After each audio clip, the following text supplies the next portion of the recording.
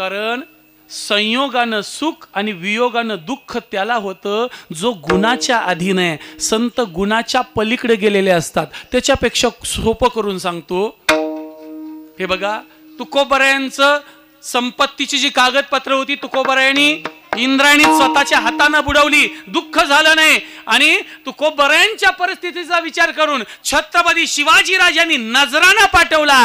तो नजराणा बघून सुद्धा तुकोबरायांना सुख झालं नाही. कारण सोनं तुकोबरायांच्या साठी सोनं नव्हतं, ते शेण होतं. मनोनी तयाच्या ठाई शेना सोनया विशेष नाही, रत्ना गुंडे या काही नेणीचे भेदू. एखादं मूल्यवान रत्न आणि रस्त्यावर पडलेला दगड या दोघांच्या ठिकाणी समत्व असतं. हे गुणातीताचं लक्षण आहे. आणि असं गुणातीतत्व साधूच्या ठिकाणी असतं. संतांना दोन वेगवेगळ्या भूमिकाच नसतात. आपलं पोरग आणि शेजाऱ्याचं पोरग हे आपल्यासाठी असतं, पण संतांच्यासाठी नाही. मंडळी रामकृष्ण हरी.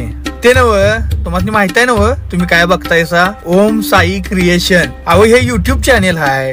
हे महाराष्ट्रातलं एकमेव युट्यूब चॅनेल आहे जे सगळ्या वारकरी विचारधारा घरोघरी पोहोचवण्याचं काम करतंय. अहो मग बघताय काय, आपली वारकरी विचारधारा पोहोचवणार हे चॅनेल तुम्ही सबस्क्राईब कराय नको होय?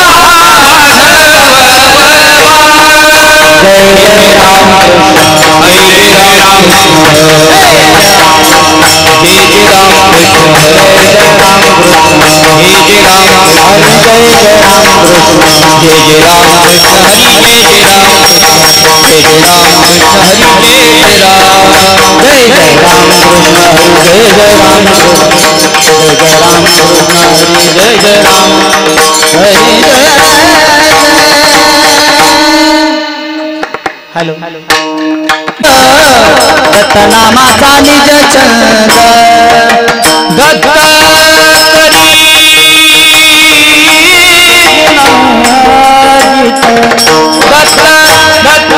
दत्त कलिंगला दत्त नामाचा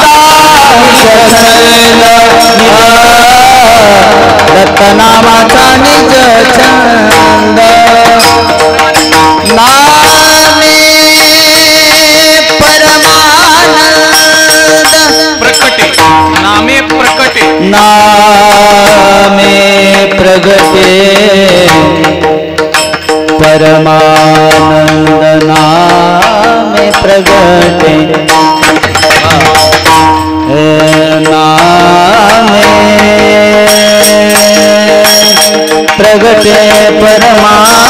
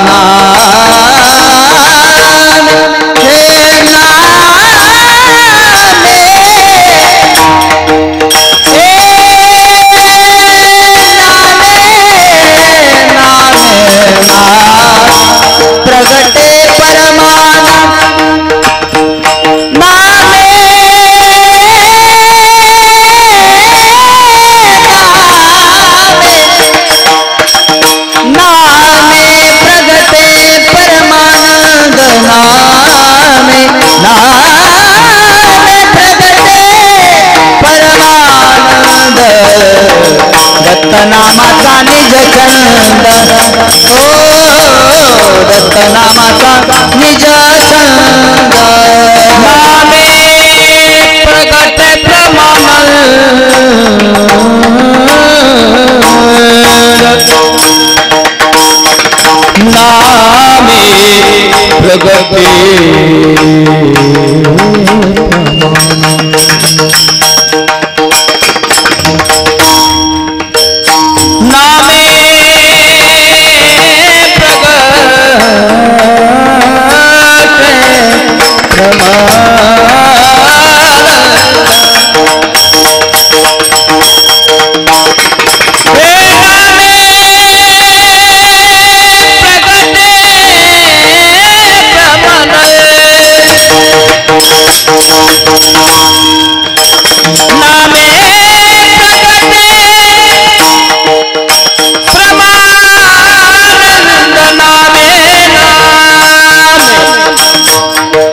नामे प्रगटे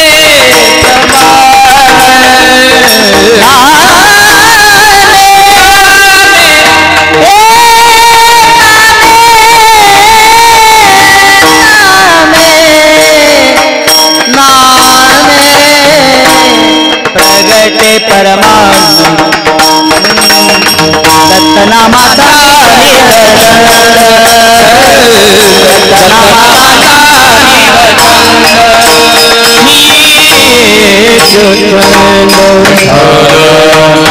हरि विठ्ठला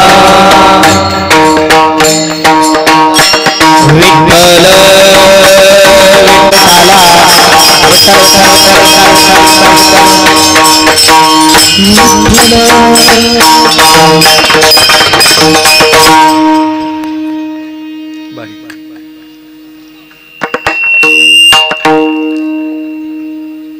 म्हणता दत्त दत्त दत्त करी गुणातीत दत्त नामाचा निज छंद नामे प्रकटे परमानंद निज भाव समर्थ जेथे नाम ते दत्त दत्त नामाचा निज छंद नामे प्रकटे परमानंद एका जनार्दनी दत्त दत्त करी देहातीत दत्त नामाचा निज छंद नामे प्रकटे परमानंद तीन शिरे सहा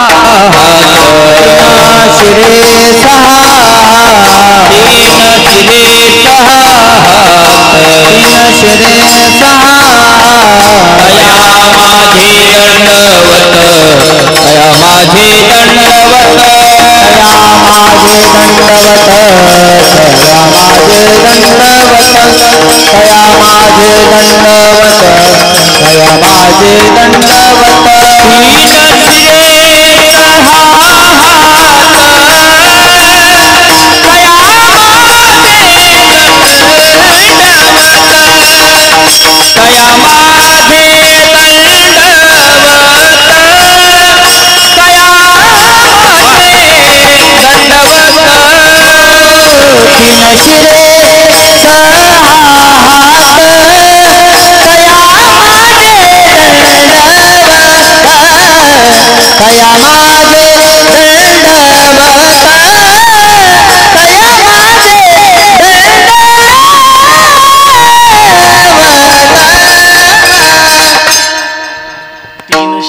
सहा हात तया माझे दंडवत नमो सद्गुरु तुकया ज्ञान दीपा नमो सद्गुरु सचिदानंद रूपा नमो सद्गुरु भक्त कल्याण मूर्ती नमो सद्गुरु भास्करा पूर्ण कीर्ती म्हणता दत्त दत्त दत्त करी गुणातीत दत्त नामाचा निज छंद नामे प्रकटे परमानंद विठ्ठल विठ्ठल विठ्ठल विठ्ठल विठ्ठल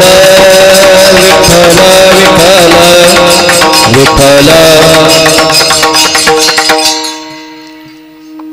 बारीक बारीक एकदम एक्स्ट्रा असेल तरी चालेल.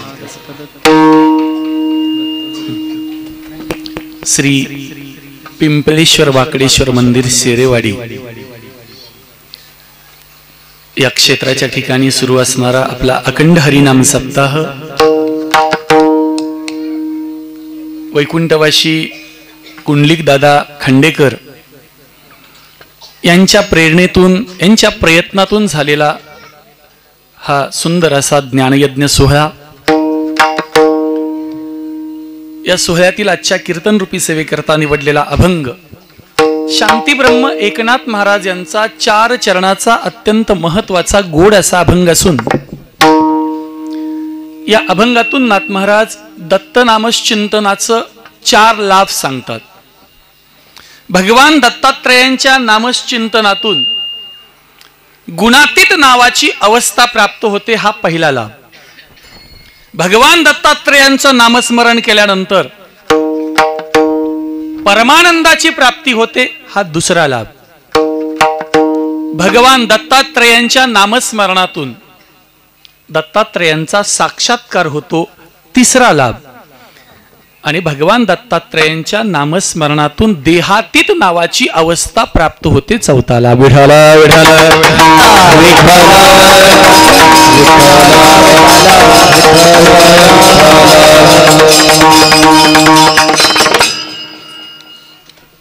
या गावचे सुपुत्र माझे सन्माननीय मित्र सागर महाराज वाघ यांच्या नियोजनामध्ये सुरू असणारा सुंदर असा सोहळा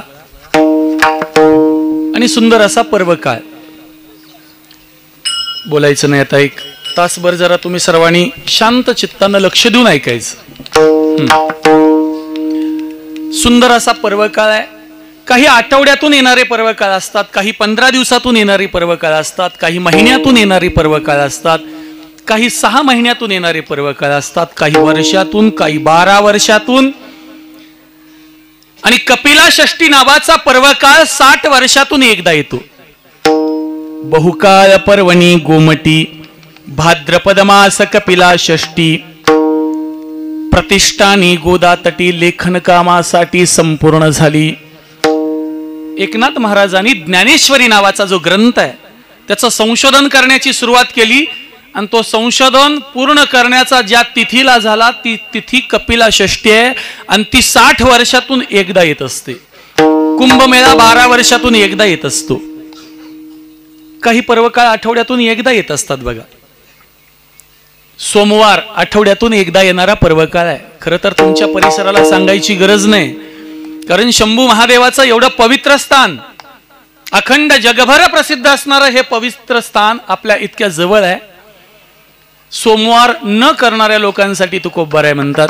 एकादशी व्रत सोमवार न करती, कोण त्यांची गती होईल नेनो. ते कुठल्या गतीला जातील माहित नाही, म्हणून अवश्य सोमवार करावा. नाही झाला 15 दिवसातून एकदा येणारी एकादश अवश्य करावी. काही लोक विचारतात बघा, महाराज एकादश सोडायची कधी? ह्याला सोडायचं पडले, धरायचं नाही. काय गंमत आहे बघा.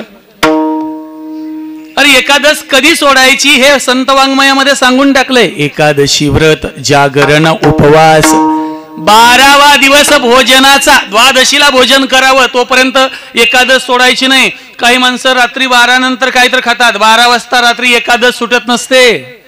एकादशीचं पारण द्वादशीला सोडावं. 15 दिवसातून येणारा तो पर्व काय? आमच्या दत्तगुरूंची पौर्णिमा महिन्यातून एकदा येणारा पर्व काय? आई वडिलांचं पुण्यस्मरण वर्षातून एकदा येणारं पर्व काय? अवश्य करावा.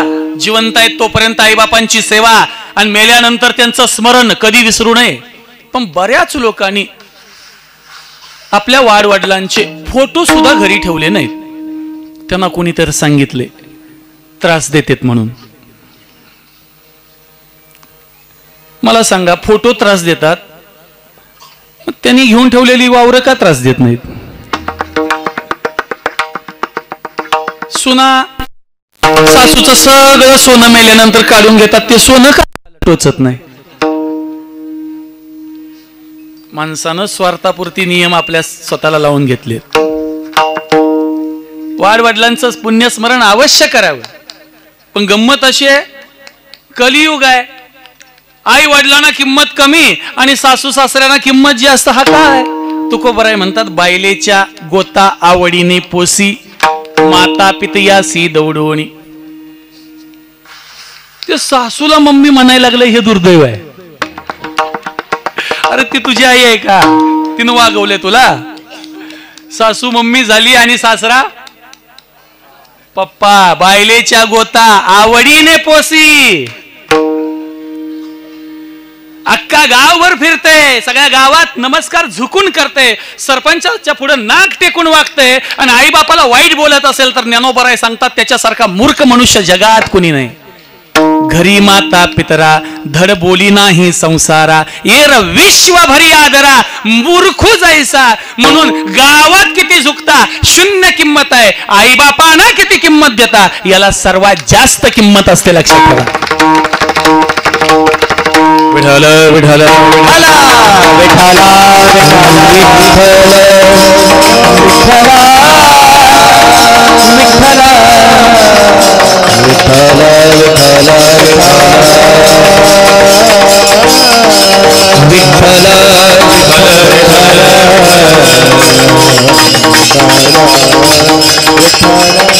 आई वडिलांचं पुण्यस्मरण हा वर्षातून एकदा येणारा पर्व काय? तसं आजचा हा दत्त जयंतीचा पर्व काळ हा सुद्धा वर्षातून एकदा येत असतो. आणि असा सुंदर असा पर्व काळ. बारीक मला लागतच नाही, ते फार कमी लागतं. एका स्वरात असते काम, तरी पण जितकं बारीक देता येईल तेवढं द्या. विठ्ठल विठ्ठल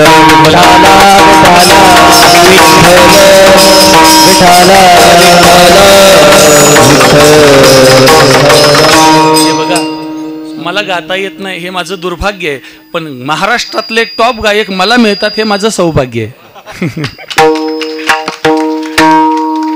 हा, तसं मी गातो पण ख्याल गातो, तुम्हाला नाही समजणार लगेच. ऐका, सुंदर असा पर्व काळ आहे. दत्तगुरूंचं चिंतन आपल्याला आजच्या दिवसात करायचंय. देवांचे जन्मकाळ आणि संतांचे प्रयाण काळ महाराष्ट्रामध्ये साजरे केले जातात. देवाच्या जन्मकाळाचं वर्णन करावं आणि ते केल्यानंतर काय लाभ होतो गीता सांगते. जन्मकर्मच मे दिव्यम एवं यो वेत्ति तत्वतः त्यक्त्वा देहम पुनर्जन्म नैति मामेति सोर्जुन. देवाच्या दिव्य जन्माचं आणि दिव्य कर्माचं वर्णन केलं की वर्णन करणाऱ्याला आणि वर्णन केलेलं ऐकणाऱ्याला दोघालाही मुक्ती मिळते. हा वर्णनाचा लाभ आहे. विठाला विठाला विठाला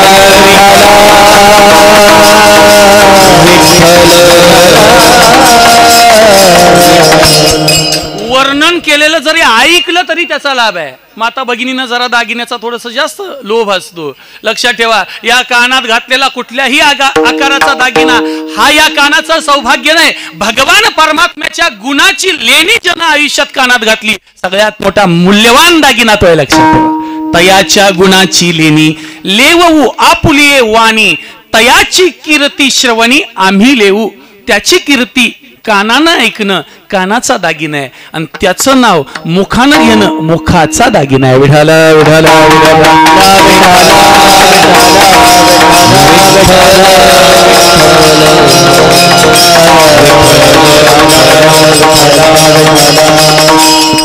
त्यामुळे आजच्या दिवसात भगवान परमात्म्याच्या जन्मकाळाचं वर्णन करणं आपल्याला क्रमप्राप्त आहे.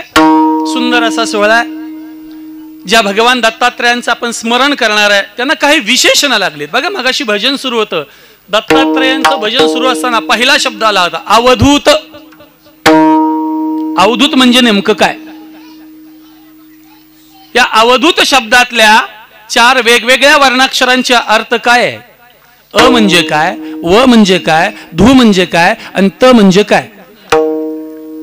अक्षरत्वात वरण्यत्वात धुत संसार बंधनात तत्वमस्यार्थ सिद्धत्वात अवधूतो भिधीयते. अ म्हणजे अक्षर, व म्हणजे वर्ण्यास योग्य, धू म्हणजे संसार बंधन धुतलेला, आणि त म्हणजे तत्वमस्यादी वाक्याचा बोध ज्याच्या ठिकाण आहे त्याचं नाव अवधूत. विठ्ठल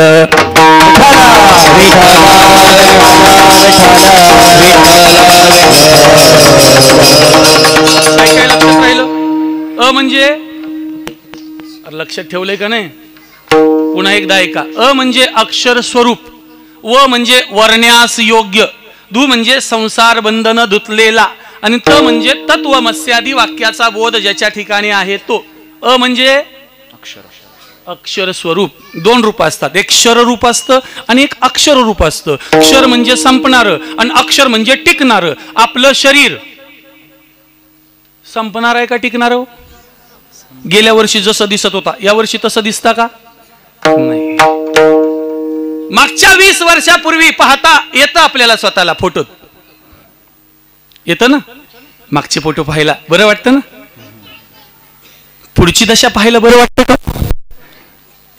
20 वर्षानंतर आपण कसं दिसू याचा अंदाज घेणं हे ज्ञानाचं लक्षण आहे. दुःख दोषानुदर्शन म्हटलं. 20 वर्षानंतर आपल्या या शरीराची काय अवस्था होईल? ज्या नाकानं तुम्ही आज वेगवेगळे परफ्यूम मारून घेता ना, त्या नाकाची काय अवस्था होणार आहे ज्ञानोबाराय सांगतात.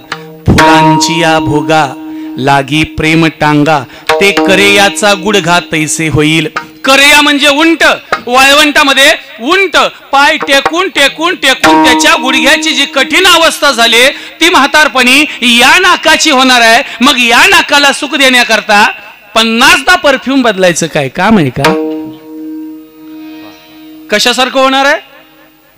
उंटाच्या गुडघ्यासारखं. हे वरलं सांगितलंय, आतलं सांगणार नाही, कारण आतलं पण वर्णन केलंय बरं का. रांधवणी चुली पुढे. रांधवणी म्हणजे स्वयंपाक करणे. चुली पुढे, किचन कट्ट्याच्या बाहेर. बघा ज्ञानोबारायांचं काय वर्णन आहे. रांधवणी चुली पुढे परे उन्मादती खात वडे, तैसीच ये नाकाडे बिडबिडती. चुली पुढे जे आउटलेट पाणी बाहेर काढलेलं असतं ना, ते पाणी जिथं पडतं त्या जागेची जरा अवस्था काय झालेली असते बघा. किड पडलेले असतात, बच बच बच करत असतं. ती अवस्था म्हातारपणी या नाकाची होणार आहे. तेव्हा या नाकाला सुख देण्याकरता किती प्रयत्न करावेत, किती हट्टहास करावा याचा माणसानं अवश्य विचार करावा. हे नाकाचं झालं. डोळ्याचं किती खर्च आहे हो. ते काय लहान मुलं सांगतात बघा, ते आयलाइनर काय आहे ते, हा किती खर्च आहे. पण या डोळ्याची काय अवस्था होणार आहे ज्ञानोबाराय किती गोड सांगतायत बघा. पद्मदळेशी इसाळे. पद्मदळ आजचे तुमचे सुंदर डोळे आहेत ना, पद्मदळेशी म्हणजे कमळाच्या फुलाशी स्पर्धा करू शकतील आणि त्यालाही हरवू शकतील एवढे सुंदर आज आहेत. पद्मदळेशी इसाळे भांडतात हे डोळे, ते होतील पडवळे पिकली जैसी. पिकलेलं पडवळ जसं घाण टाकायला सुरुवात करतं तसं हे डोळे भविष्यात घाणच टाकणार आहेत, तेव्हा याच्यावर किती खर्च करायचा याचा विचार करणं म्हणजे विवेक. विठ्ठल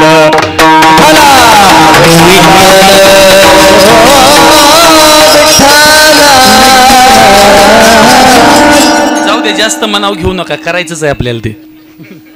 नाहीतर ब्युटी पार्लर कोणाच तरी असायचं, ते म्हणणार हे बरं माझ्या पोटावर उठलाय. असं नको. फक्त भविष्यात ह्या शरीराची जी अवस्था होणार आहे ना, याच्याकडे लक्ष दिलं पाहिजे. म्हणजे अक्षर स्वरूप आणि आपण आहेत क्षर स्वरूप. आलोच तर सांगून टाकतो, या शरीरवाडीतला एक ना एक माणूस मरणार. असलं सांगायला आलाय शिव म्हणणार तुम्ही, ते काय आम्हाला माहित नाही. महाराजांनी एका गावात सांगितलं असंच, शरीरवाडीतला एक ना एक माणूस मरणार आहे. सगळे रडायला लागले, कारण मरायला कोणाला बरं वाटत नाही. एक म्हातारी मात्र मोठ्या मोठ्यानं हसायची. आजी तुम्ही का हसता? ती म्हणाली तुम्ही नाही का म्हणला शेरेवाडीतले मरणार आहेत? म्हणलं हो मरणार आहेत, पण तुम्ही का हसता? ती म्हटली महाराज तुम्ही नाही का म्हणला या शेरेवाडीतले मरणार आहेत? हो म्हणलं शेरेवाडीतले मरणार आहेत, पण तुम्ही का हसताय? ती म्हणली अहो महाराज मी नात्यापुतीचे आहे. आता शेरेवाडीतले मरणार आहेत नात्यापुतीचे राहणार आहेत होय? आजीला सांगितलं आजी मी या गावाबद्दल नाही बोलत, देहाची या गावा आलिया, जन्म मृत्यूची या सुहरिया, ना म्हणो नये धनंजया जया परी. या देहाच्या गावाला आलेल्या माणसाला मृत्यूला कधीही नाही म्हणता येत नाही. विठाला विठाला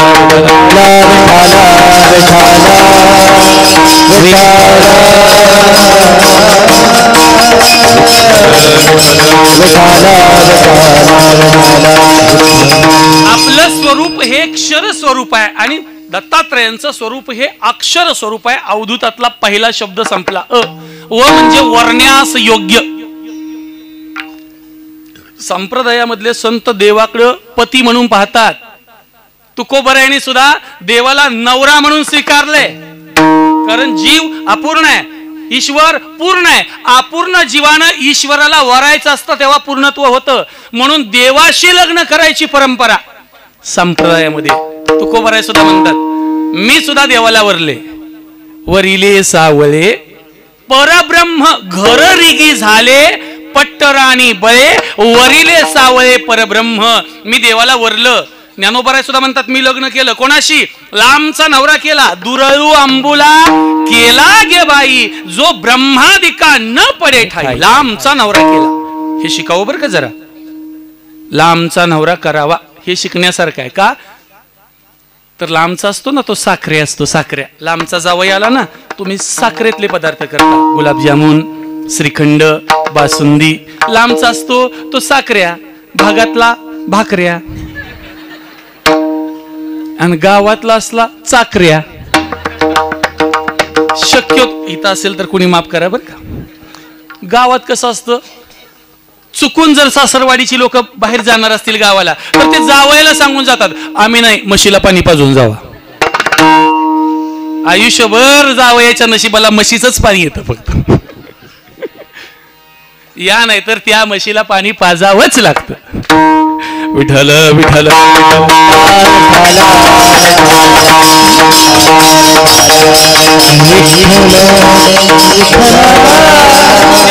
म्हणतात मी लांबचा नवरा केला. किती लांबचा? दुरल्या देशीचा, बहुआवडीचा, भिवर थडीचा, चंद्रभागेच्या काठावरचा पांडुरंग नावाचा नवरा मी केला. देवाला वरण्याची परंपरा संप्रदायामध्ये वारकरी संप्रदायात आहे. तेव्हा वरण्यास योग्य असं नवरा म्हणून स्वीकारण्यास योग्य दैवत कुठलं असेल तर ते दत्त गुरु आहे. म्हणून बघा अजून एका भजनामध्ये वल्लभा हा शब्द आलाय. वल्लभ म्हणजे नवरा, म्हणून वचा अर्थ वरण्यास योग्य. म्हणजे अक्षर, व म्हणजे वरण्यास योग्य, दु म्हणजे धुतलेला. संसार बंधनातून जो धुतला गेलाय. दु म्हणजे धुतलेला. काय धुतलेला? अवधूत कोणाला म्हटले नाथ महाराजांनी बघा. अहम धुई तो अवधूतू, तोची योगी तोची पुनितू, जो का अहंकार ग्रस्तू, तो पती तू जन्म कर्मी. जन स्वतःचा अहंकार धुतलाय त्याचं नाव अवधूत. विठाला विठाला विठाला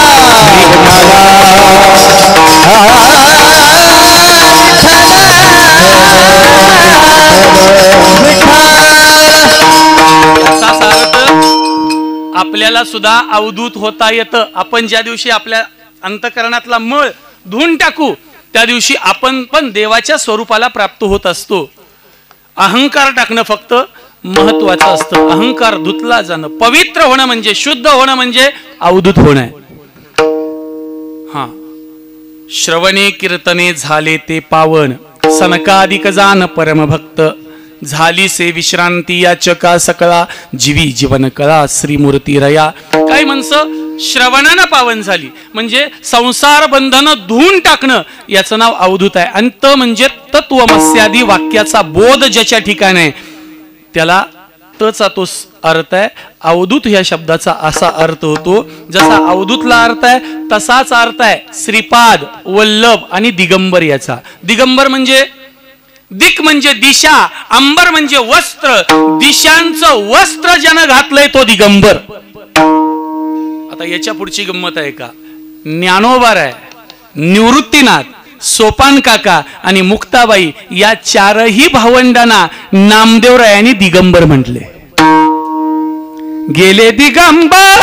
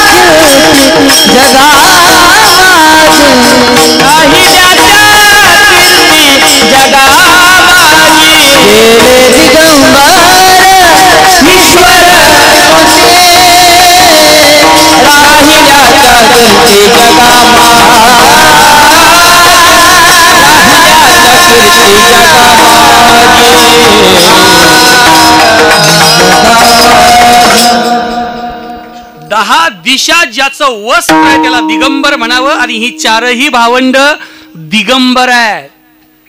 कोण श्रीपाद असतं. श्रीपाद म्हणजे सुख देण्याचं सामर्थ्य, समाधान देण्याचं सामर्थ्य ज्यांच्या पायात आहे त्याला श्रीपाद म्हणावं. काही पाय असे असतात त्यांच्या पायात बळ असतं, त्यांच्या पायात ताकद असते. पायातली ताकद सांगतो तुम्हाला. पायात काय सामर्थ्य असतं ऐका. 400 वर्षापूर्वी तुकोबाराय देहूतनं पंढरपूरला एकटे चालत गेले. 400 वर्षापूर्वी तुकोबाराय देहूतनं पंढरपूरला एकटे चालत गेले. ज्या वाटेनं गेले, ज्या रस्त्यानं गेले, त्यांचा पाऊल जिथं पडला त्या वाटेवर आज न बोलवता 10 लाख माणसं चालतात. हे तुकोबारायांच्या पायाचं बळ आहे, हे पायाचं सामर्थ्य आहे. फक्त तेवढं नाही, ते ज्या वाटेवर चालले ती वाट कृपेची करून टाकली. ते वाट कृपेची करीतू, ते दिशाची स्नेह भरतू, जीवातरी अंतरी तू आपुला जीव. म्हणून आळंदीतून पंढरपूरला जाणारी वाट ही कृपेची वाट आहे आणि पंढरपूरची दिशा ही स्नेहाची आणि प्रेमाची दिशा आहे. तुम्हाला वाटत असेल ना ज्ञानोबा तुकोबारायांचा प्रेम हवाय, कृपा हवाय, एकदा पंढरपूरनं आळंदीकडं आणि आळंदीतनं पंढरपूरला चालत जावं. ज्ञानोबारायांची सगळी कृपा मिळाल्याशिवाय तुम्हाला राहणार नाही.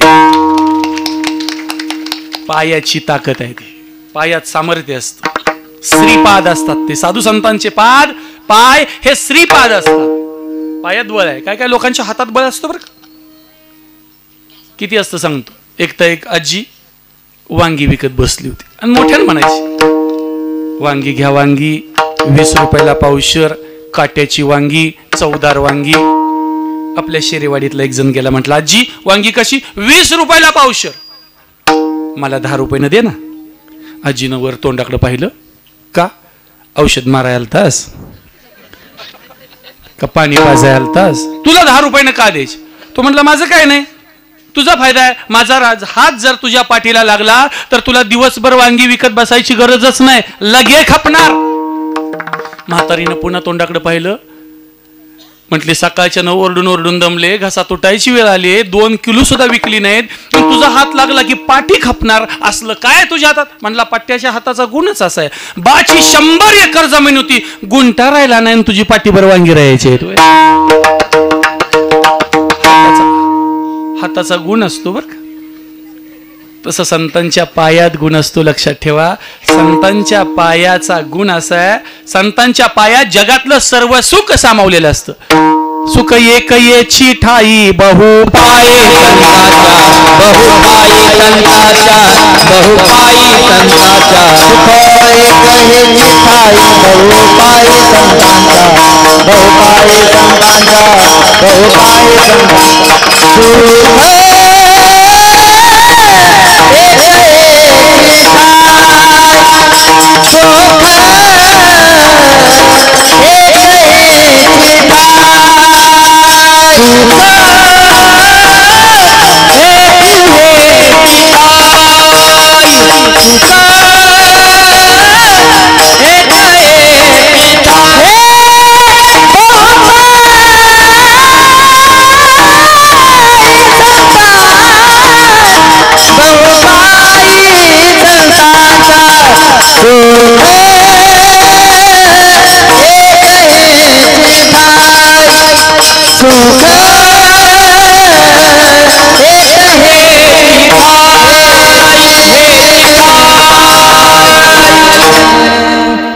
संतांचे पाय किंवा देवाचे पाय हे सामर्थ्यवान असतात.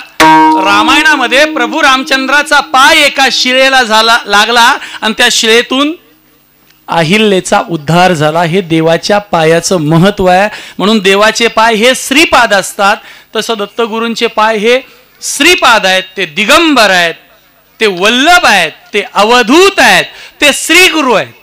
म्हणून अवधूत चिंतन श्री गुरुदेव दत्त आणि श्रीपाद वल्लभ दिगंबरा हे मंत्र आपण दत्तगुरूंच्या साठी वापरत असतो. अनेक अवतार झाले. प्रत्येक अवतारामध्ये भगवान परमात्म्यानं हातामध्ये शस्त्र घेतलं आणि दुष्टांचा संहार केला. पण रक्तपात न करता घडलेला एकमेव अवतार म्हणजे दत्तगुरूंचा अवतार. विठाला विठाला विठाला विठाला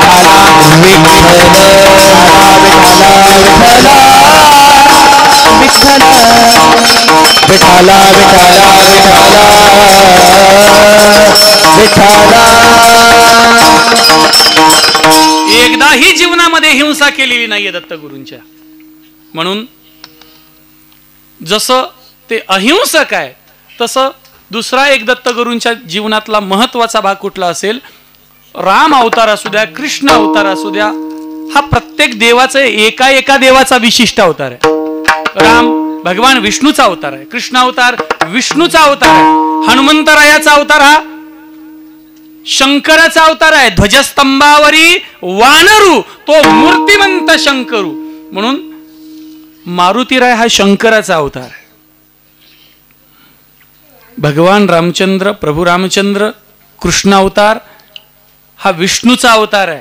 पण लक्षात ठेवा, या तिन्ही दैवतांनी ब्रह्मा विष्णू आणि महेश्वर या तिघांनी एकत्र येऊन नामे प्रकटे परमानंद, भगवान दत्तात्रेयांचं नाव घेतल्यानंतर त्याच्यापासून होणारा लाभ सांगितला. गुणातीत अवस्थेला मनुष्य जाऊन पोचतो. खर तर नामचिंतनाचे फायदे सांगणारं संत वाङ्मयात इतकी प्रमाण आहेत, तेवढी सगळी आपण सांगू शकत नाही. तुमच्यापैकी हरिपाठ किती जणांचा पाठ आहे? बरं, पाठ राहू द्या. वाचणारे किती आहेत?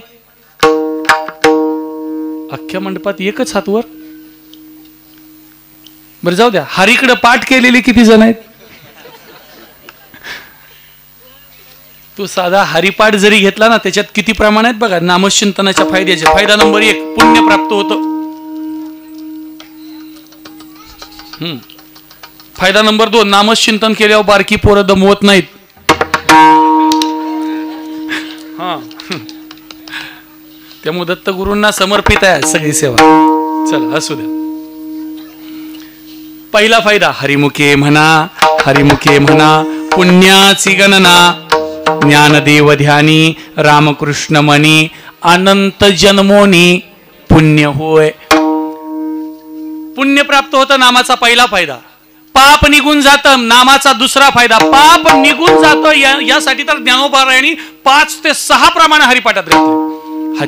हरि उच्चारणी अनंत पापराशी जातील लयासी क्षण मात्रे तृणाग्नी मिळे समरस झाले तैसे नामे केले नाम मंत्र जप कोटे जाईल पाप कृष्ण नामी संकल्प नाम संकीर्तन वैष्णवांची जोडी पापे अनंत कोटी गेली त्यांची नाम संकीर्तन साधन पै सोपे जळतील पापे. रामकृष्ण उच्चार अनंतराशी तप पापाचे कळप पळती पुढे. पापाचे कळप निघून जातात. 6 प्रमाणे सांगितली पाप निघून जातील यासाठी. तिसरा फायदा द्वैत बाधा होत नाही. आहेत का नाही प्रमाण पाठ? द्वैत बाधा होत नाही. एक तत्वनाम साधिती साधन द्वैताचे बंधन न बाधिजे. चौथा फायदा भूत बाधा होत नाही. हरि उच्चारण मंत्र पै आगाध परे भूत बाधा भेने तेते. 5वा फायदा दोन्ही कुळाचा उद्धार होतो, आईकडल्या आणि बापाकडल्या. काळ वेळ नाम उच्चारिता नाही दोन्ही पक्षपाही उद्धरती. तिसरा फायदा तिन्ही लोकांचा उद्धार होतो. पुराण प्रसिद्ध बोलिले वाल्मिक नामे तिन्ही लोक उद्धरती. त्याच्या पुढचा फायदा जड जीवांचा उद्धार होतो. अरे माणसाचाच होतो असं नाही, जड आणि जीवाचा उद्धार होतो. जडाचा कोणी केला? ज्ञानोबारायांनी भिंत चालवली, जडाचा उद्धार आहे. आणि रेड्याच्या मुखातून वेद बोलवला, जीवाचा उद्धार आहे. विठाला विठाला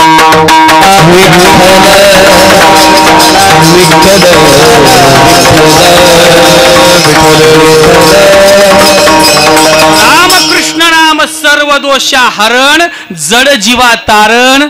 हरी एक जड जीवांचा उद्धार होतो. वैकुंठ प्राप्ती होते. वैकुंठ प्राप्ती मोक्ष प्राप्ती होते. हरी हरी हरी मंत्र हा शिवाचा म्हणती जे वाचा तया मोक्ष जाणीवनेनी व भगवंती नाही. हरी उच्चारिणी पाही मोक्ष सदा. फक्त नामाचं फायदा चाललेत बरं का. आणि असं तासभर जरी सांगितलं तरी हरिपाठातली सुद्धा प्रमाण संपत नाहीत.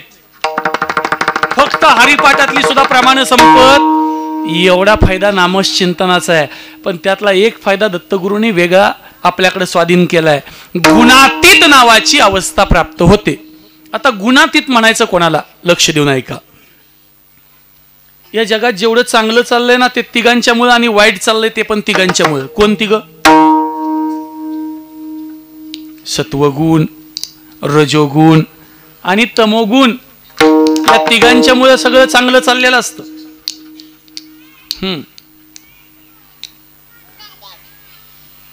वाटोळ होत आहेत ते पण तिघांच्यामुळेच. पण या 3 गुणाच्या पलीकडे जाणं याचं नाव गुणातीत आहे. ज्ञानोबारायांनी गुणातीताची काही लक्षणं सांगितलीत ऐका. तरी वस्त्राची पाटी पोटी नाही सुता वाचोनी किरटी आईसे सुये दिठी चराचर मद्रूपे. जरा अवघड वाटत असेल पण लक्ष देऊन ऐका. माता भगिनींच्या साड्यांचे कलर बघितले तर अख्ख्या मंडपात एकही साडी एकासारखी नाही. साडी जरी वेगळी असली तर त्याच्यात मुळाशी असणारा धागा मात्र वेगळा मुळीच नाही. बघा साडीच्या कलरकडे पाहणं हा संसार आहे आणि साडीच्या धाग्याकडे पाहणं हा परमार्थ आहे.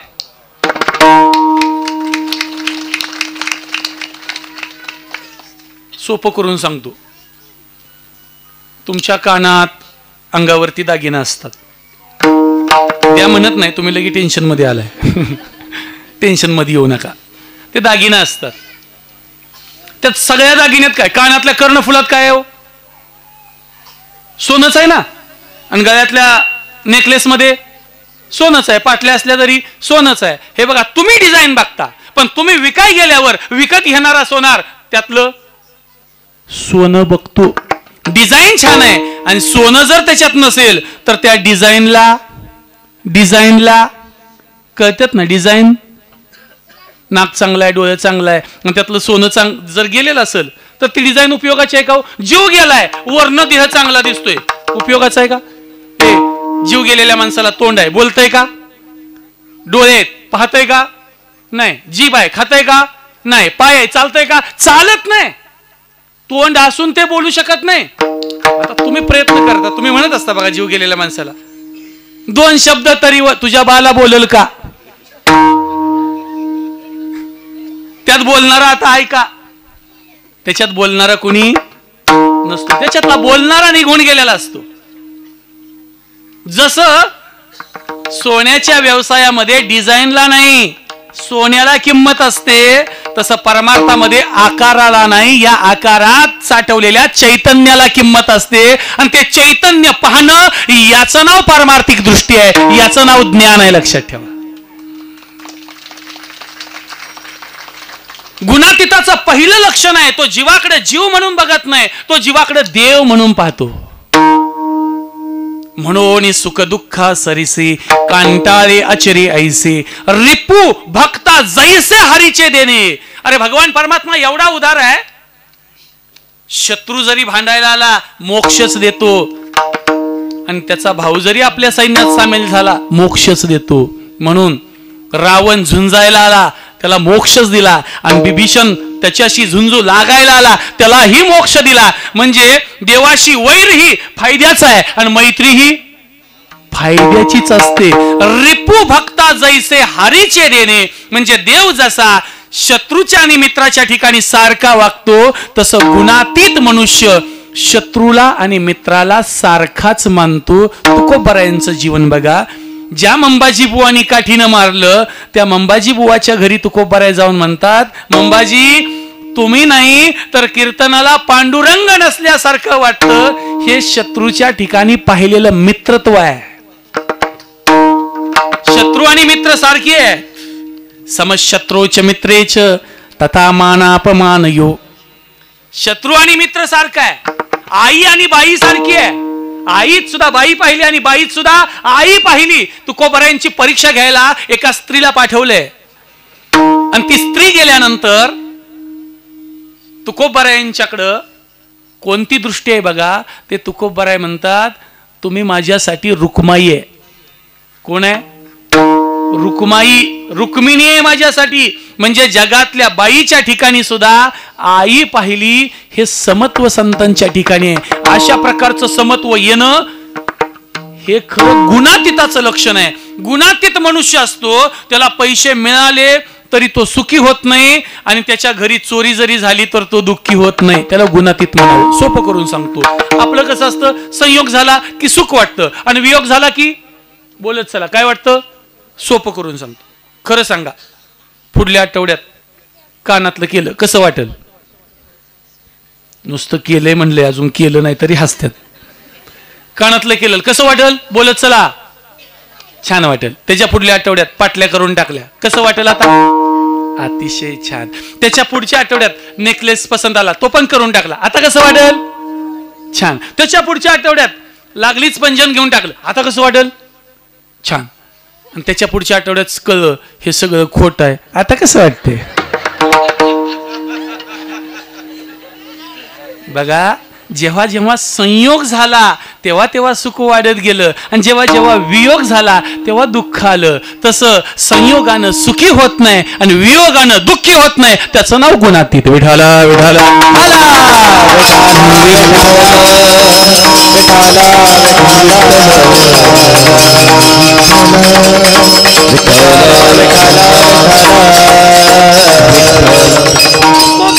एक शेत राखायला गेलं, त्या शेतातलं सगळं धान्य पाखरांनी खाऊन टाकलं. तो शेतकरी तुकोबारायांच्यावर एवढा रागाला आलाय, तुकोबारायांच्याकडे ते धान्य भरून मागितलंय, माझ्या शेतीचा खंड परत दे म्हणून सांगितलं. तरी तुकोबारायांना दुःख झालं नाही, आणि ते शेतच एवढं पिकलं की त्या मालकाचंही घर भरलं आणि तुकोबारायांचंही घर भरलं, तरी तुकोबारायांना सुख झालं नाही. कारण संयोगानं सुख आणि वियोगानं दुःख त्याला होतं जो गुणाच्या अधीन आहे. संत गुणाच्या पलीकडे गेलेले असतात. त्याच्यापेक्षा सोपं करून सांगतो, हे बघा, तुकोबारायांचं संपत्तीची जी कागदपत्र होती तुकोबारायांनी इंद्रायणी स्वतःच्या हाताने बुडवली, दुःख झालं नाही. आणि तुकोबारायांच्या परिस्थितीचा विचार करून छत्रपती शिवाजी राजांनी नजराणा पाठवला. तो नजराणा बघून सुद्धा तुकोबारायांना सुख झालं नाही, कारण सोनं तुकोबारायांच्या साठी सोनं नव्हतं, ते शेण होतं. म्हणून तयाच्या ठाई शेना सोनया विशेष नाही, रत्ना गुंडेया काही नेनिजे भेदू. एखादं मूल्यवान रत्न आणि रस्त्यावर पडलेला दगड या दोघांच्या ठिकाणी समत्व असतं, हे गुणातीताचं लक्षण आहे. आणि असं गुणातीतत्व साधूच्या ठिकाणी असतं. संतांना दोन वेगवेगळ्या भूमिकाच नसतात. आपलं पोरग आणि शेजाऱ्याचं पोरग हे आपल्यासाठी असतं, पण संतांच्यासाठी नाही. तुकोबारायांनी ऊसाची मोळी आणली, ते मोळे घेऊन चाललेले तुकोबाराय गावातल्या पोरांनी ऊस मागावा, तुकोबारायांनी देऊन टाकावा. याचं कारण काय माहिती आहे का? ती पोरं परक्याची आणि ही पोरं माझी, ही भाषा संतांच्याकडं नाही. आपपर ही भाषा संतांच्या ठिकाणी नसते. त्या आपल्या पोराला आपलं पोरग म्हणायला तयार नाही. त्याचं कारण काय माहिती? स्वतःच्या पोराला ते आपलं स्वतःचं पोरग मानत नाहीत का? त्याचं कारण आहे, त्यांचा जो देह होता त्या देहालाच ते स्वतःचे समजत नाहीत, तर त्याच्यापासून निर्माण होणाऱ्या पोराला कसं काय आपले म्हणतील? म्हणून संतांच्या ठिकाणी ते गुणातीतत्व असतं. असं गुणातीतत्व दत्तगुरु त्यांचं नामस्मरण केल्यानंतर आपल्याला प्रदान करतात. म्हणून म्हणता दत्त दत्त दत्त करी गुणातीत. बोलू नका जरा, बस बस बस बा, पोटाला खात जा रे, पाक वाळायला लागलेस. पुरुषांची फार इच्छा असते, पोरं सदृढ असावी, बायको सडपता असावी, पण सगळं उलट होतं. नेहमी पोरं वाळलेली आणि बायका सुटायला लागलेल्या मिळतात. आणि ती आई दुधाचं पुस्तक गावभर धावत्या, 7,000 पेटीव तुझं बिल दुधाचं. पोराच्या तोंडावर कळा आहे का? आईसाठी सगळ्यात मोठी संपत्ती काय असेल तर आपलं पोरग निकोप असणं आणि संस्कारानं भरलेलं असणं आईची सर्वात मोठी संपत्ती आहे, लक्षात ठेवा. ती संपत्ती कमवायला शिकायचं सगळ्यात महत्वाचं काम ती आहे. म्हणून लेकरं लहान आहेत ना, तोपर्यंत जास्तीत जास्त ती जवळ कशी राहतील आणि त्यांच्यावर तुमची नजर कशी राहील हे लक्ष देऊन पाहायचं. आम्ही म्हणतो राजे तुम्ही पुन्हा जन्माला या. अरे राजे जन्माला येण्याकरता जिजावादी असावी लागेल. ज्या दिवशी जिजाऊ सारखी माता जन्माला येईल त्या दिवशी एकच काय, 1000 शिवाजी या महाराष्ट्रात पैदा झाल्याशिवाय राहणार नाही. दत्तगुरूंच्या जीवनातनं काय शिकायचं हे शिकायचंय ना. अनुसया म्हणजे आई आहे. ती अनुसया शब्दाचा अर्थ काय? अनअसूया. जिच्या जीवनातली असूया म्हणजे स्पर्धा आणि ईर्ष्या संपले अशी आई ज्यांना आहे. आणि अत्री म्हणजे अ म्हणजे नाहीत आणि त्री म्हणजे 3 गुण. 3 गुण ज्याच्याकडे नाहीत असा बाप ज्याला लाभलाय, अशा थोर माई बापांच्या पोटी दत्तगुरूंसारखं पोरग जन्माला येतं. म्हणून आई बाप जोपर्यंत चांगले घडत नाहीत तोपर्यंत लेकरं कदापि चांगली घडणार नाहीत. तुम्हाला एक वाक्य नीट सांगतो ऐका. पोरांना चांगलं शिकवायच्या नादाला लागू नका. पुन्हा ऐका, पोरांना चांगलं शिकवायच्या नादाला लागू नका. कारण शिकवून इथं काही शिकवलं जात नाही, आपोआप शिकतेत. ही कुठले आहेत सगळे? हा, ज्ञान मंदिर वारकरी शिक्षण संस्थेतले. हा, कचरेवाडीचं ना, महाराजांच्या गावचं. बर, माऊली महाराजांचा गाव. काय नाव तुझं बाळा? हा, हर्षद. खरं सांग, तुला शिवे येतात का? शपथ आहे तुला, खोटं बोलायचं नाही. येतात का? माऊली महाराजाकडे नाही बघायचं, माझ्याकडे बघ की. येतात का? नाही ना, क्या बात आहे. असं पोरग बिनशिव्या देणारं भेटलं, आपली तर पोरगी यालाच देऊन टाकणार आहे. शिव्या न येणारा जावई सापडणं म्हणजे काय भाग्याचं आहे. एवढं गरीब पोरग, शिव्या येत नाहीत. आता महाराजाची पोरं 4-2 शिव्या असणार देते, हे कसं काय वाचला यातलं? बरं जाऊ दे, सोपं विचारतो. खरं सांग हर्षद, शिव्या येत नाहीत मान्य आहे. शिव्या ऐकल्यास का? ऐकल्या. मग पोर्शन टपावी पाठ झाली नाही. अहो शिव्या ऐकल्या पुन्हा पाठ करायला वेगळा बुद्धी वापरावी लागतात का? नाही नाही, या महाराष्ट्रात शिव्या येत नाही असं पोरग नाही.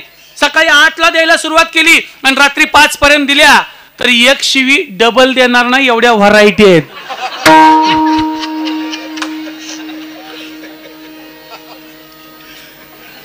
हर्षद डोळ्यातनं पाणी आलं का? मग तर तुला नक्की जावई करणार. जरा बोललं तर रडणारा जावई मला नक्कीच पाहिजे. चला असं काय अडचण नाही. हर्षद लय मनाव घ्यायचं नाही. तुझ्या नावात हर्षद आहे. हर्षद याचा अर्थ आहे नेहमी हसत राहणं, याचं नाव हर्षद. नाव शांताबाई आणि सारखी भांडणात आहेच. असली शांताबाई आम्हाला नको. तसं नावाप्रमाणे राहायचं. विठ्ठल विठ्ठल विठ्ठला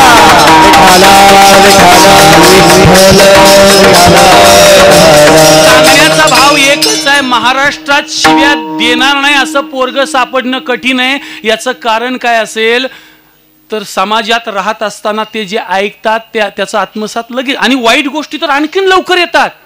शेतात तण लावावं लागतं का आपोआप येतं? लावावं. ऊस लावावा लागतो. चांगल्या गोष्टी आवर्जून कराव्या लागतात. वाईट गोष्टी आपोआप येतात. ओव्या पाठ कराव्या लागतात. शिव्या आपोआप येतात. शिव्या देण्यासाठी कुठंही क्लासेस नाहीत. येते तुम्हाला घाणेरड्या शिव्या नाही. ऑनलाईन तुम्हाला कुठेच भेटणार नाही. तुझ्या टिंब रिकाम्या जागा नाही भेटत. हे असलं कुठं चोऱ्या करायला, मारामाऱ्या करायला, घाणेरडं वागायला शिकावं लागत नाही. स्वधर्मानं वागायला शिकावं लागतं ज्ञानेश्वरीत जाऊन. चांगलं वागायला संतांच्या शास्त्रानुसार शिकवलेल्या गोष्टी करायला अवघड असतं. म्हणून सांगतो ऐका, वाईट गोष्टी आपोआप येतात. चांगल्या गोष्टी शिकवाव्या लागतात किंवा ते आत्मसात बघून होत असतात. म्हणून पोराला चांगलं शिकवायच्या नादाला लागू नका. नादच करायचा असेल चांगले आईबाप व्हायच्या नादाला लागा. पोरं आपोआप सुधारतील. ज्या दिवशी आई आपल्या लेकी समोर ज्ञानेश्वरी वाचताना दिसेल, लेकीला वेगळा संस्कार करायचा गरज नाही. आणि ज्या दिवशी पोराला बाप हरिपाठात नाचताना दिसेल, बाप हरिपाठ वाचताना दिसेल, त्या दिवशी बापानं पोराला शिकवायची गरज नाही. महाराज माझा चिरंजीव आहे 6वीला. त्या गुणातीतात मी बोललोय ना, ह्याच्या 50 ओव्या फक्त तो एकटा सांगू शकतो. 50 ओव्या हरिपाठातली सगळी प्रमाणे. मी जेवढं चिंतन मांडलं का मी शिकवलं त्याला नाही. घरात तेच आहे. उठलं की हरिपाठ चालू आहे, उठलं की चिंतन चालू आहे. घरात गेलं तरी बायकोने विचारलं आज कुठला अभंग घेतला होता, ते ऐकाय. आपोआप पोरांच्या संस्कार होतात. एक लक्षात ठेवा, कानानं जेवढं भेटतं त्याच्या 1000 पट त्याच्या डोळ्यातून भेटतं. म्हणून ऐकायला काय भेटतंय कमी किंमत आहे. डोळ्याला काय दिसतं याला किंमत आहे. घरात डोळ्यानं चांगलं दिसावं. आई बापाचं कर्तव्य सांगूनच जातो. आता आत्री ऋषींचं अनुसया मातेचं सांगायचं आहे म्हणून ऐका. संस्कार कसे करावेत बरं का. गोष्ट आहे 13व्या शतकातली गोष्ट आहे. भाषा जरा वेगळी आहे.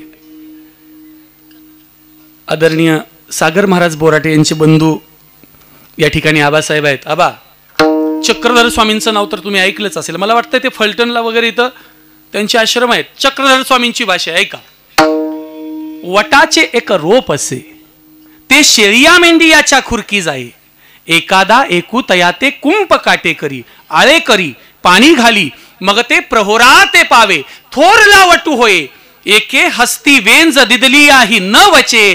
तया हस्तीची या घंटा बांधली आही न वचे. याचा अर्थ असा आहे, वडाचं एक छोटस रोपट होत.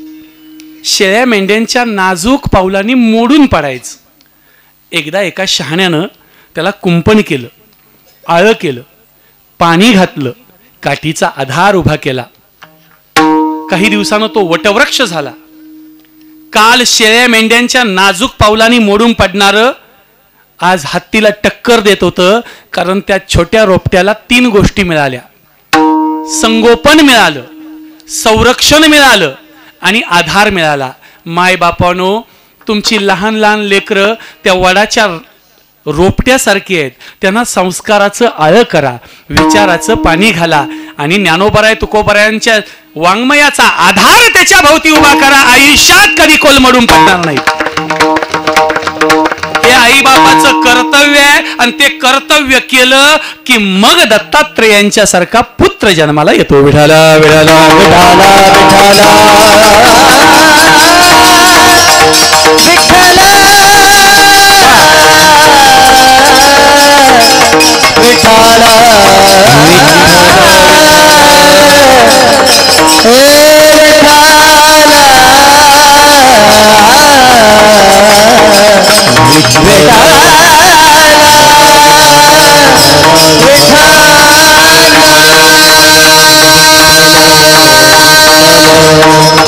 आताच आपण बघितलं की 3 गुणांच्या अधीन ज्याचं जीवन नाहीये त्याला कशाचाच फरक पडत नाही या समाजातल्या. का ईश्वर म्हणून पूजिला, चोरू म्हणून गांजिला, वृषगजी वेडीला केला राहो. खूप सुंदर ओवी आहे बरं का. गुणातीत व्हायचं असेल, तुम्हाला ते गुणातीत अवस्था यायची असेल. गुणातीत काय म्हणजे माहिती, किती जरी त्रास झाला तर त्याच्याबद्दल अजिबात राग येणं ज्याच्या जीवनात नसतं त्याला गुणातीत म्हणावं. मग हे गुणातीत मी सांगत असताना जर समोरच्या छोट्या लेकराच्या आवाजानं मी घाबरून जात असेल तर मी गुणातीत असेल का? नाही. त्यामुळे ह्या ज्या परिस्थिती छोट्या छोट्या निर्माण होतात ना आयुष्यात, ही आपली परीक्षा घेण्यासाठी असतात. त्यावेळेस थोडं स्थैर्य ठेवायचं असतं. साधूच्या जीवनात कुणी पूजा केली तरी काही फरक पडत नाही त्यांची. तुकोबरायांची पूजा कोणी केली हो?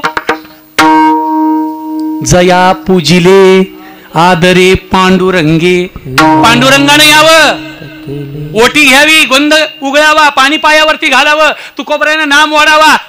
पूजा केली तुकोबरायांची. जया पूजिले आदरे पांडुरंगे, विमानस्थ केले प्रयाण प्रसंगे. देवानं येऊन पूजा केली तरी काय फरक पडला नाही, आणि येड्या तुक्या म्हणून हाक मारली तरी काय फरक पडला नाही. याचं नाव गुणातीत.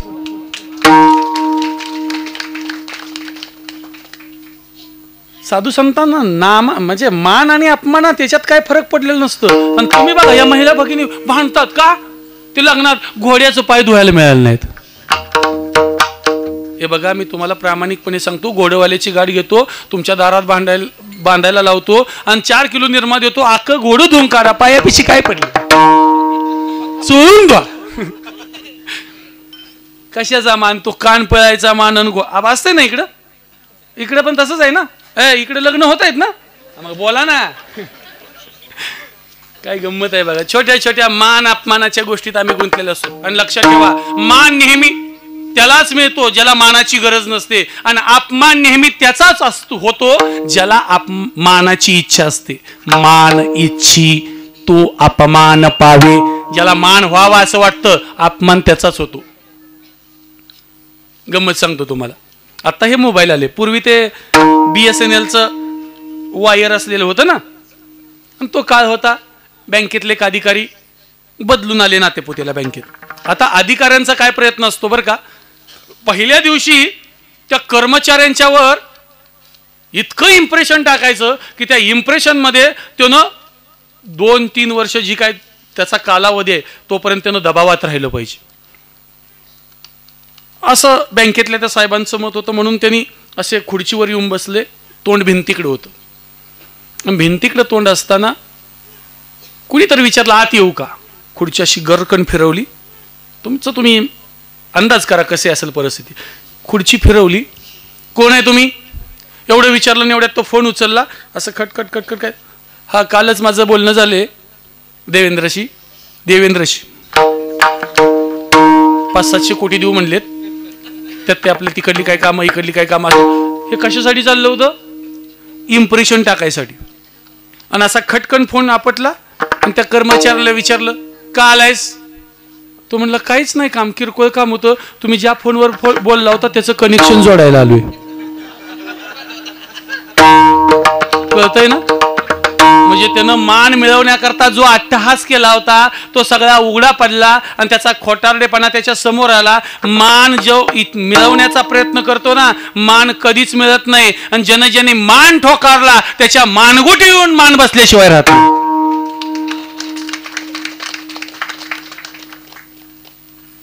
वागणं चांगलं असेल तर मान द्यायची इच्छा गरज नाही, मान आपोआप मिळत असतो. पण संतांच्या जीवनात मान आणि अपमान या दोन्ही ठिकाणी एकसारखी परिस्थिती आहे.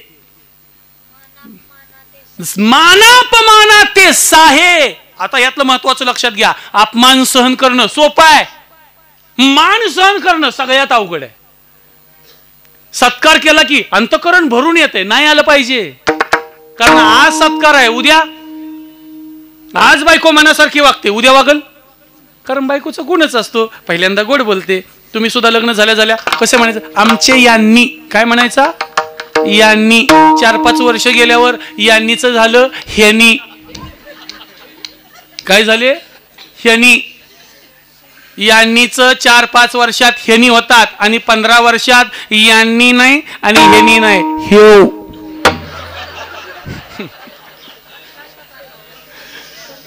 हा काय म्हणतात, काय म्हणतात सांगा मला. चांगला अनुभव, हा अनुभव आहे, हे अनुभवच आहे, खरं आहे. तुम्हाला काय वाटतंय, विंचू कुठल्या जरी गावचा असला तर काय डंकणार नसतो का.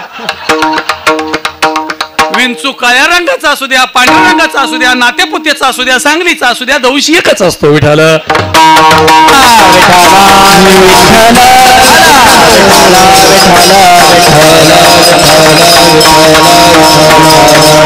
एकट्याचा अनुभव नाही, तुकोबऱ्यांचा पण तोच अनुभव आहे. जोवरी चलन गा तोवरी म्हणती माझा. जोपर्यंत पळते, वडते, घरातलं काम करते, तुम्हाला गोड बोलते, वाटेल ते पैसे खर्च करताना कसं करू विचारते, तोपर्यंत किंमत आहे. पळायचं बंद झालं, माहिती का किंमत नाही हो.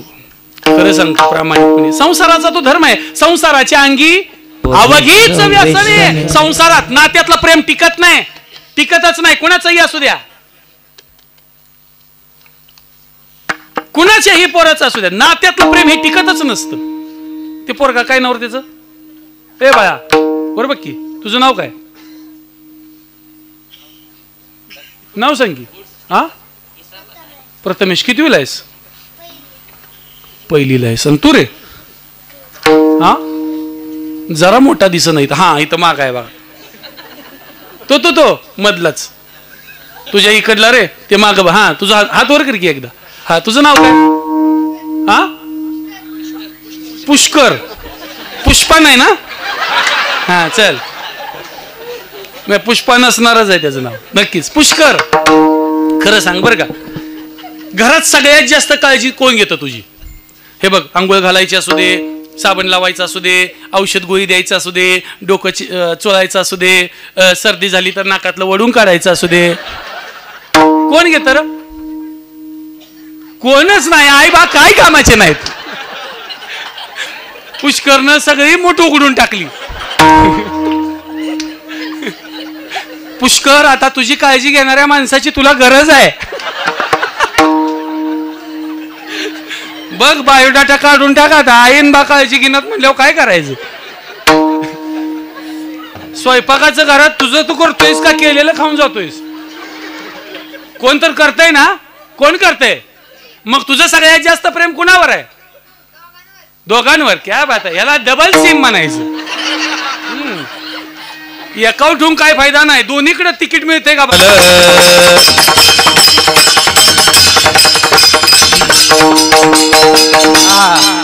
वा छान. बोलू नका, बोलू नका. बेडकावून आठवलं म्हणून सांगतो बरं का. हे बघा, पूर्वी लोक म्हणायची, जर एखाद्या माणसानं बेडूक जर मारलं तर त्याला मुकी बायको मिळते, मुकी. आता मस्त वाटतंय, मारली असते तर बरं झालं असतं. कारण आता गप म्हणलं तर थांबत नाही. परमेश्वराला जर एक वर मागून घेतला असता ना पुरुषांनी सुखी होण्याकरता, तर सगळ्या पुरुषांनी एकच मागितलं असतं, एक तर तिला मुखी कर, नाही तर मला बहिर कर. एवढं बोलत राहते नेहमी. असो, ईश्वर म्हणून पूजिला, चोरू म्हणून गांजीला. चोरीचा आळ जरी साधूवरती घेतला तर काही फरक पडत नाही. आपला मुद्दा अर्धा राहिला बरं का. नात्यातलं प्रेम संपत जाणार असतं. पुष्करनं सांगितलं, आई बापावरचं प्रेम त्याच्या आहे, काहीच अडचण नाही. किती दिवस आहे सांगितलं, हा किती दिवस आहे, म्हातारो असतो. क्या कोण म्हातारो असतो, तू आहे ग बस. मी बी तसाच म्हणत होतो. तशी परिस्थिती राहत नाही पुष्कर. जाऊ दे आता, असू दे. एक बघा, माणसाला आपलं कोण आहे परक कोण आहे कधी कळतं माहिती आहे का. कळो येईल अंत काळी प्राण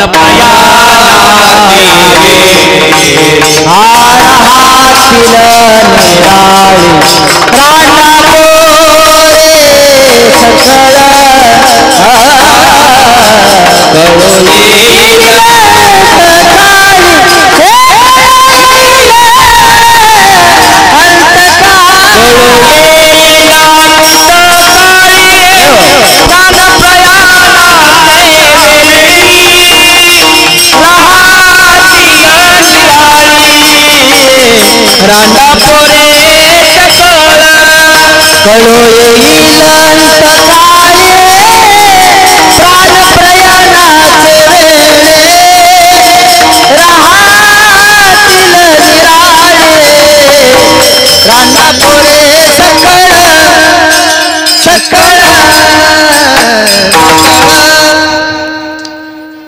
तुमच्या दोघांसाठी एक सूचना आहे. तुम्ही ध्रुवपद म्हणून काय म्हटला?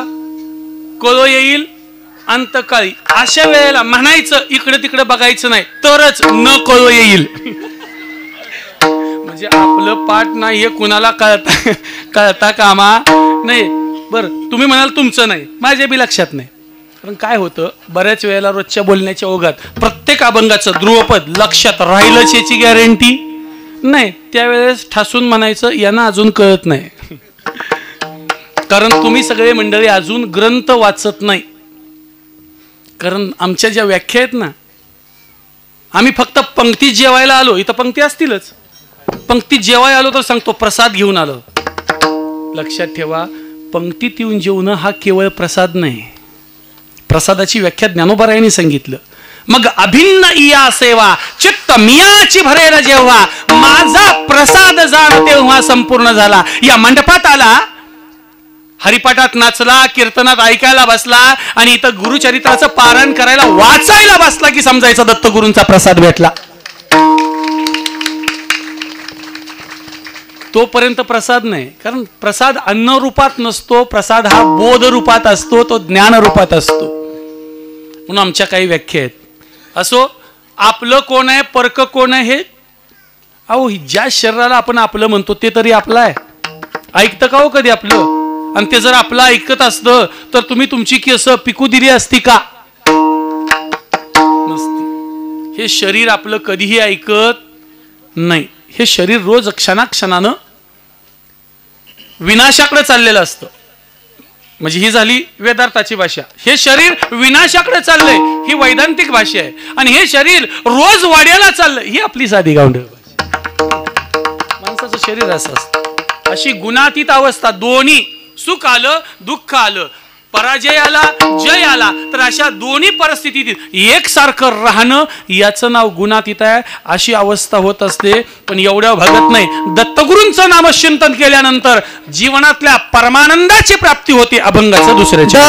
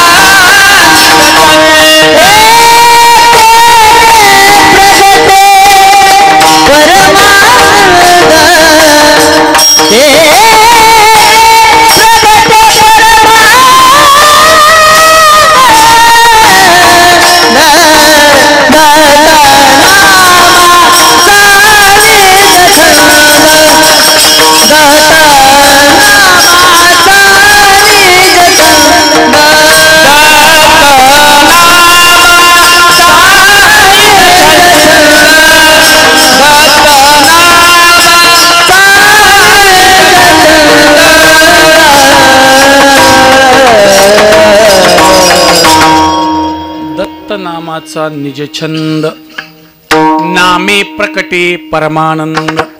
त्या भगवान परमात्म्याचं नामचिंतन केल्यानंतर जीवनातलं खरं सुख प्राप्त होत असतं. हातानं टाळी आणि मुखानं नाम. विठोबार. गणेश महाराज साथ देतील. दिगंबरा दिगंबरा श्रीपाद वल्लभ दिगंबरा दिगंबरा श्रीपाद वल्लभ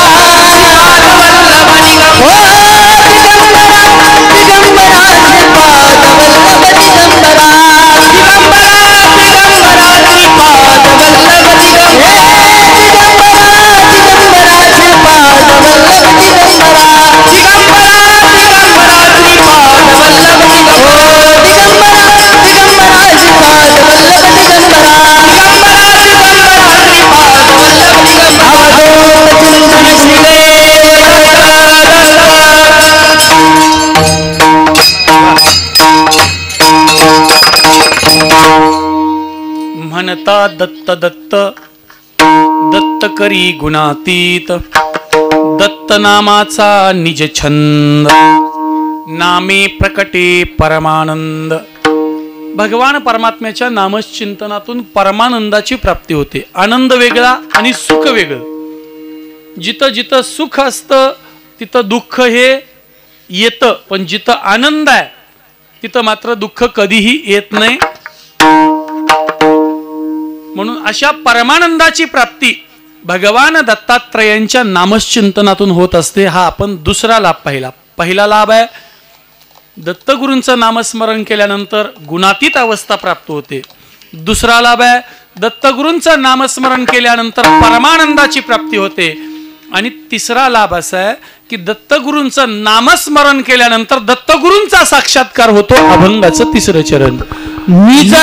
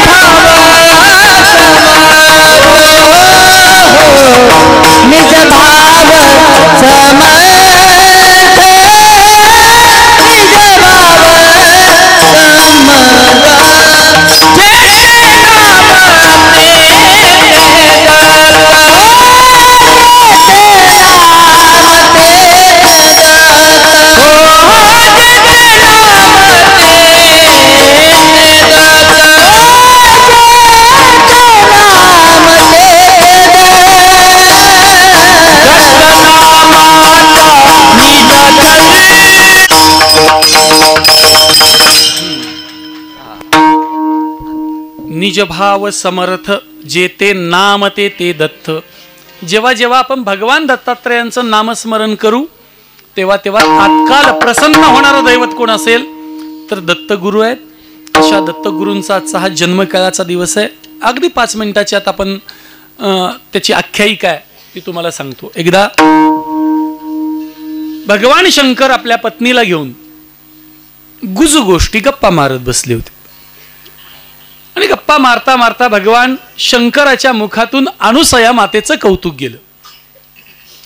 अनुसया मातेसारखी पतिव्रता जगात नाही असं वाक्य भगवान शंकराच्या मुखातून गेलं. आता स्त्रियांचा स्वभाव असा असतो,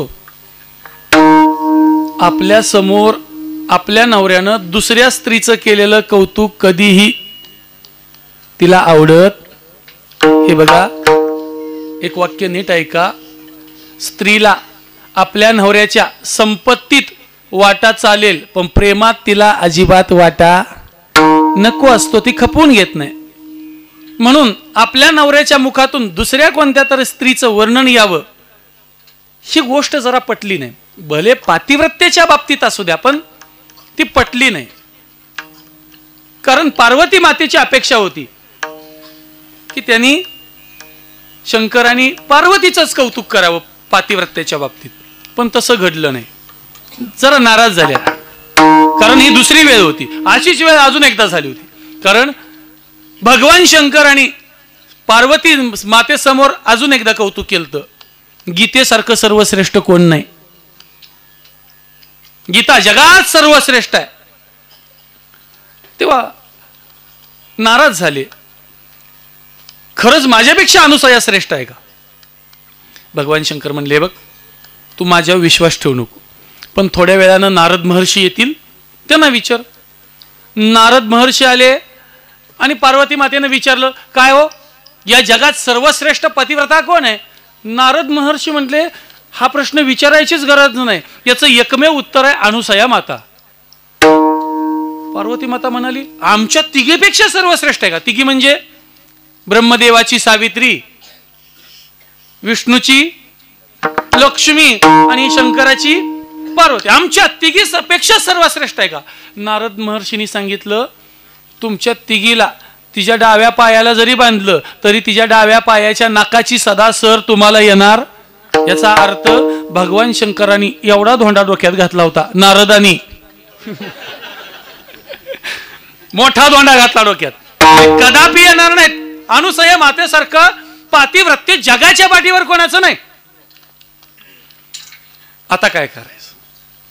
नारद महर्षी तिथून निघून गेले, भगवान विष्णूंच्याकडे गेले. माग काय वृत्तांत घडला हा लक्ष्मी मातेला सांगितला. लक्ष्मी माता ही नाराज झाल्या, त्यांनाही वाटत होतं माझं कौतुक करावं.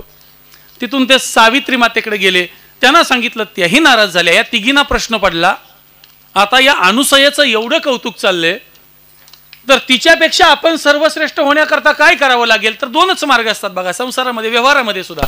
एखाद्यापेक्षा आपण मोठं व्हायचं असेल तर त्याच्यापेक्षा जास्त प्रयत्न करून मोठं होता येतं, नसेल तर त्याला आपल्यापेक्षा कमी करून त्याच्यापेक्षा मोठं होता येतं. तेव्हा या तिघींनी त्यांच्या अनुसया मातेपेक्षा जास्त प्रयत्न करून आपण मोठं व्हावं हा मार्ग नाही निवडला, तिलाच खाली वाढायचा मार्ग निवडला या तिघींनी. आणि त्या तिघींनी नारद महर्षींच्याकडून उपाय जाणून घेतला की पातिव्रत्य भंग करण्याकरता काय करावं लागेल. नारद महर्षींनी जो उपाय सांगितला की या तिन्ही देवांनी जाऊन अनुसया मातेच्या दारामध्ये उभं राहायचं आणि तिने जेव्हा काय मागायचंय ते विचारलं, काय मागणं आहे विचारलं, तेव्हा नग्न होऊन अन्न देण्याचं, जेवण देण्याची इच्छा व्यक्त करा, एवढ्यात तिचं पातिव्रत्य भंग होईल. हे तिघ जण गेले अत्रि ऋषींच्या आश्रमामध्ये. त्यांचं भव्य स्वागत झालं, यथोचित स्वागत झालं. आणि ठरल्याप्रमाणे या तिन्ही दैवतांनी मागणं मागितलं की आम्हाला नग्न होऊन अन्न पाहिजे. तेव्हा अनुसया माता समोर झाली, तिघांना उभं केलं आणि फक्त डोक्यावर हात ठेवले. तुका म्हणे पतिव्रता, तिची देवावरी सत्ता. ती तिन्ही दैवत छोट्या छोट्या बाळाच्या रूपात रूपांतरित झाली. भगवान दत्तात्रेयांचा जो अवतार आहे तो त्यातूनच आला पुढं. पण काय झालं, ही तीन बाळ रोज त्याच आश्रमात राहिली, रोज संगो. अनुसया मातेनं मातृत्व इतकं तिचं जाग झालं तर रोज काळजी घ्यावी त्या तीन बाळांची. पण इकडे तिघींना प्रश्न पडला, ही आपली गेलेली जी तिघजण आहेत ती आले का नाहीत? म्हणून त्यांनी नारद महर्षींना भेट घेऊन विचारलं काय झाले. नारद महर्षी म्हणते जरा वाईट बातमी आहे, हे तिघं बी बालरूपात आहेत, आता तुम्हालाच जावं लागेल. या तिघी आल्या बघतायत तर आता हे बालक कशी घेऊन जायची. आणि सगळ्यात मोठा प्रश्न पडला, आपलं कुठलं आहे. ह्यातलं सगळ्यात महत्वाची शिकण्यासारखी गोष्ट बघा, अनुसया मातेची परीक्षा घ्यायला गेली होती, आता परीक्षेचा डाव तिघींच्या वर आला. दुसऱ्याचं परीक्षा घ्यायचा जेव्हा जेव्हा डाव ठेवाल ना, तुमच्या आयुष्यात परीक्षेचा डाव नक्की निघत असतो. म्हणून आयुष्यात दुसऱ्यावर आलेल्या प्रसंगात कधी त्याच्यात सुख मानायची वृत्ती आपल्या जवळ ठेवायची नाही. आता प्रश्न पडला यातलं निवडायचं कुठला आतला. कारण जर सावित्रीनं शंकराला उचललं तर तिचं पातिव्रत्य भंग होणार आहे, लक्ष्मीनं ब्रह्मदेवाला उचललं तिचं पावित्र्यानं भंग होणार आहे, आणि इकडं पार्वतीनं विष्णूला उचललं तर तिचं पातिव्रत्य भंग होणार आहे. करायचं काय? त्या तिघीही शरण गेला अनुसया मातेला आणि विनंती केल्यानंतर अनुसया मातेच्या आज्ञेनं ही तिन्ही दैवत पुन्हा मूळ स्वरूपात आली. आणि आपल्या निजस्थानाकडे निघाल्यानंतर अनुसया मातेनं विचारलं, तुम्ही निघालात पण तुमच्यासाठी मी जो पाळणा तयार केलाय त्याच्यात आता मी कोणाला बसू. तेव्हा या तिघांचं स्वरूप असलेलं एक दैवत त्या ठिकाणी प्रकट झालं. त्यांचं नाव आहे भगवान दत्तात्रेय. आणि त्या दत्तात्रेयांचा आजचा हा जन्मकाळ. आणि त्या दत्तात्रेयांचं नामस्मरण केल्यानंतर दत्तात्रेयांची प्राप्ती होत असते. हा तिसरा फायदा आहे. आणि चौथा फायदा असा आहे की देहातीत अवस्था प्राप्त होते अभंगाचं शेवटचं. एका जनार्दनी दत्त,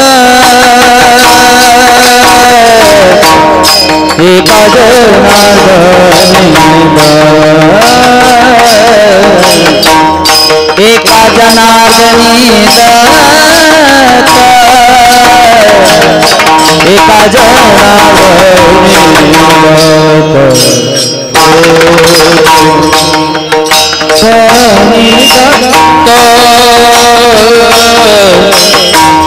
जनार्दनी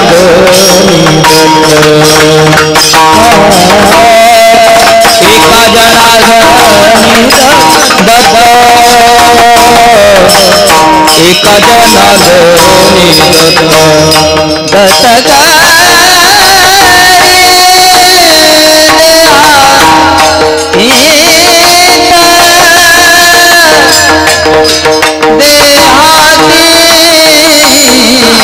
दत्त नामाचा निज छंद दत्त नामाचा निज छंद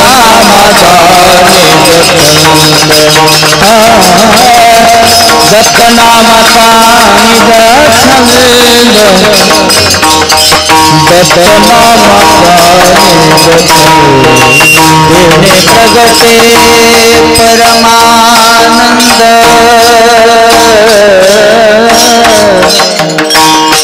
तेने प्रगटे प्रगटे नामे प्रगटे परमानंद नामे प्रगटे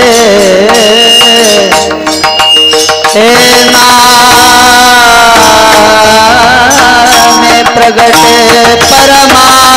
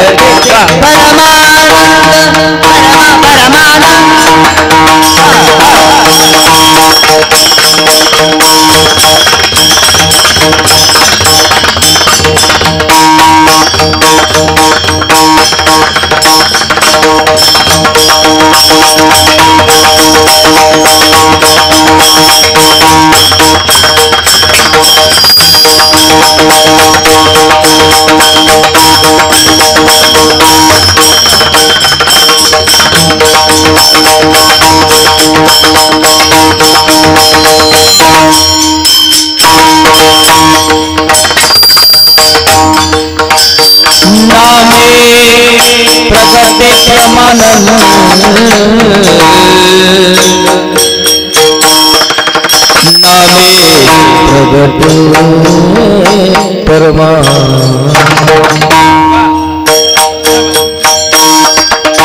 नामे प्रगटे परमानंद नामे प्रगटे परमानंद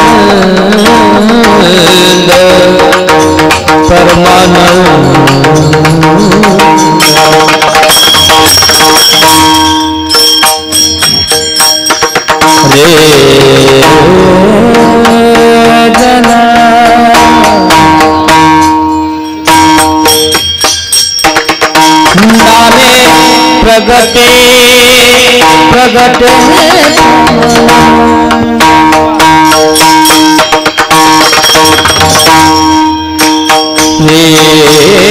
नामे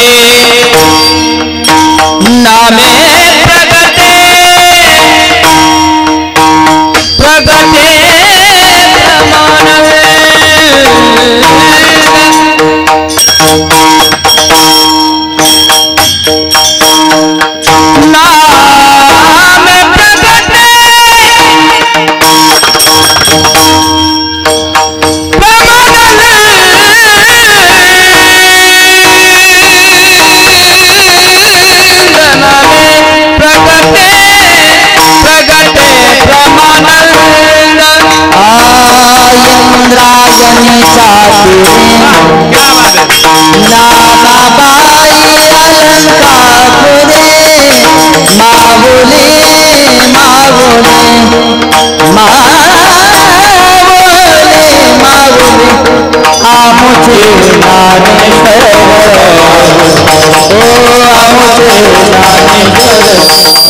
हे नामे प्रगट नामे प्रगटे परमानंद नामे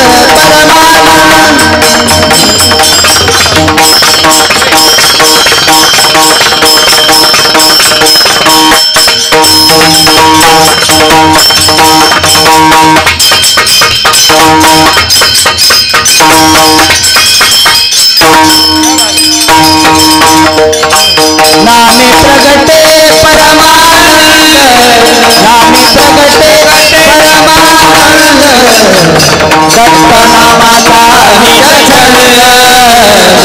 दत्तनामाचा निरसन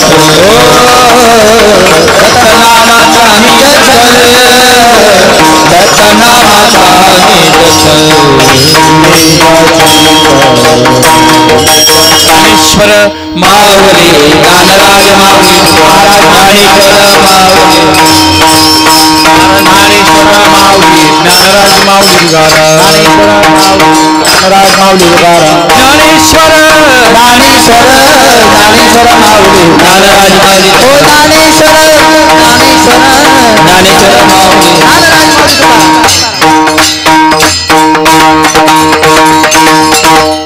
या सुंदर अशा सोहळ्याची सुरुवात गेल्या 30 वर्षापूर्वी कैलासवासी कुंडलिकदादा खांडेकर यांच्या प्रयत्नातून सुरू झाली. त्याला भव्य दिव्य असं स्वरूप प्राप्त झालं. खूप मंदिर छान आहे, प्रसन्न वातावरण आहे.